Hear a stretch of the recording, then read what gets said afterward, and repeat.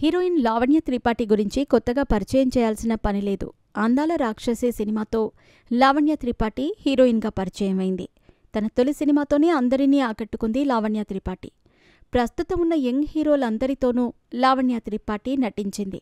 అందానికి అందం, టాలెంట్కి టాలెంట్ రెండూ ఉన్నా అమ్మడుకు మాత్రం సరైన సక్సెస్ రాలేదు. ఫ్లాప్ల మీద ఫ్లాప్లు వెంటాడాయి. దీంతో రేసులో బాగా వెనుకబడిపోయింది. ఇదే సమయంలో మెగా హీరో ప్రేమాయణం సాగించి వార్తలో నిలిచింది. మెగా హీరో వరుణ్ తేజ్ను లావణ్య త్రిపాఠి ప్రేమించి పెళ్లి చేసుకున్న సంగతి తెలిసిందే. వరుణ్ తేజ్, లావణ్య త్రిపాఠి ఇద్దరూ కలిసి 2 సినిమాల్లో నటించారు. మిస్టర్ అంతరిక్షం సినిమాల్లో వీరిద్దరూ జంటగా కనిపించారు. ఆ సమయంలో ఏర్పడిన పరిచయం ప్రేమగా మారింది. లావణ్య త్రిపాఠితో ప్రేమాయణం సాగించిన వరుణ్ తేజ్ తమ ప్రేమను పెళ్లి వరకు తీసుకెళ్లాడు. వీరి పెళ్లికి ఇరు కుటుంబాలు అంగీకరించటంతో లావణ్య త్రిపాఠి మెగా ఇంటి కోడలుగా వెళ్ళింది. 2023 నవంబర్ 1న వీరిద్దరూ ఒకటయ్యారు. పెళ్లి తర్వాత వరుణ్ తన సినిమాలతో బిజీగా మారాడు. వరుణ్ తేజ్ ప్రస్తుతం వరుస సినిమాలతో బిజీగా ఉండగా, లావణ్య త్రిపాఠి మాత్రం పెళ్లి తర్వాత పెద్దగా సినిమాలు చేయటం లేదు.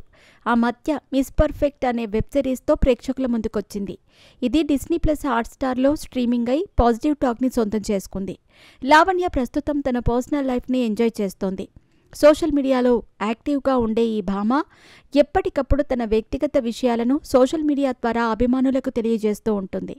తాజాగా ఈ బ్యూటీ తన లేటెస్ట్ ఫోటోషూట్ను సోషల్ మీడియాలో షేర్ చేసింది. అందులో కొంచెం బోల్డ్ లుక్లో దర్శనమిచ్చింది. రెడ్ కలర్ లిప్స్టిక్ వేసుకుని కొంచెం హాట్గా ఫొటోస్కి స్టిల్స్ ఇచ్చింది. ఇక వాటిని షేర్ చేస్తూ స్పార్కిల్, చందమామ ఎమోజీలను జోడించింది. దీంతో ఈ ఫోటోలు నెట్టింట వైరల్గా మారాయి. ఈ ఫోటోలు చూసిన నెటిజన్లు మెగా కోడలు ఇంత హాట్ అంటూ కామెంట్స్ చేస్తున్నారు. లావణ్య త్రిపాఠి ప్రస్తుతం సతీ లీలావతి అనే సినిమాలో నటిస్తోంది.